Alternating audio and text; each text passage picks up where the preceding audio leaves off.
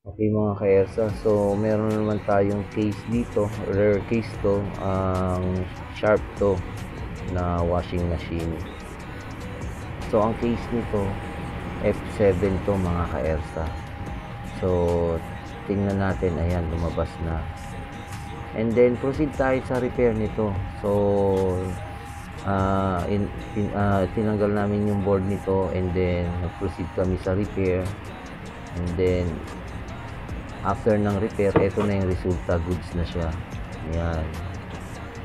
Tinetest na lang namin yung full cycle niya. At ito rin po pala, sa video na to, ito yung during wash niya, okay na siya.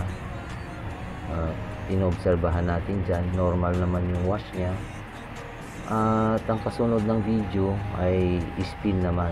Yan, ito okay na rin yung spin niya, tahimik siya sa spin niya, at normal din yung speed niya, at nag high speed siya. So ito mga ka-ERSA, okay na siya. Ang ano nito Sharp siya. Yan, DDM inverter. Yan yung model niya. Yan, thumbs up na natin to.